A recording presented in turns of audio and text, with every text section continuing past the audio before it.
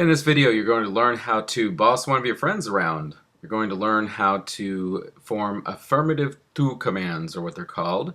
You're going to tell a friend, someone you use a to form with, someone you know well, a little sister, little brother, somebody you're familiar with. You'll be telling them to do something. You'll be giving them a direct command.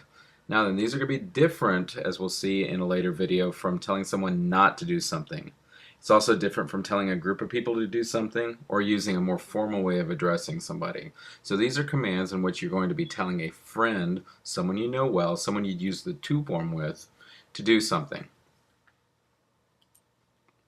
It's very easy to form these. Usually when you're addressing somebody in the to form, you just go to the he or she form, and that's going to be the same as your command form of the present tense. So for example, let's take the verb hablar.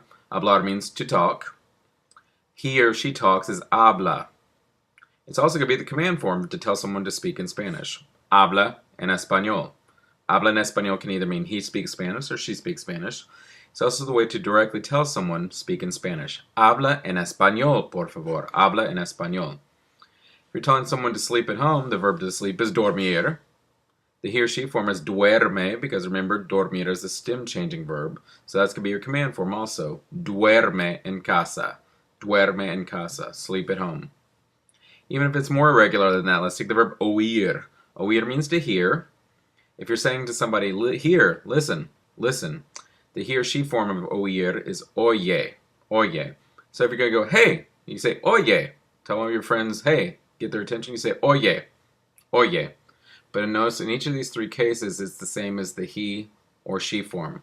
That holds true for most verbs. There are, however, a few exceptions as usual. These verbs are irregular. Tener, to tell someone to have something. Ten. No, it's not tiene, you're going to say ten. Venir. If you're commanding someone to come, you say ven. Ven. Salir. You just tell someone to leave. Sal. It's not sale, it's sal. Poner, put something on the table. You say pon. Not pone, you say pon. Ir, to go. You tell someone to go to the store. Ve al mercado. Ser, to be to be. If you want to say to somebody, be something, you say se. Note the accent mark over the se. That's to distinguish it from that reflexive pronoun se, so you do have to put the accent. Se. Alright? Decir, to tell or to say. Di as the command. Di. And for hacer, to tell someone to do something or to make something, it's as. So these eight are irregular. Ten, ven, sal, pon, be, se, di, and as. So how do these look in sentences? Well, here's some examples. If you want to tell someone to be careful, to have caution, you say ten cuidado. Ten cuidado. If you want to tell someone to put the plate on the table, pon el plato en la mesa. Pon el plato en la mesa. Do your homework before going to bed. Haz la tarea antes de acostarte. Haz la tarea. Ten, pon, haz. One last thing. When you're working with object pronouns, either reflexive pronouns, indirect object pronouns, or direct object pronouns, you actually attach them to the end of the command. You actually put them at the end of the verb and attach it.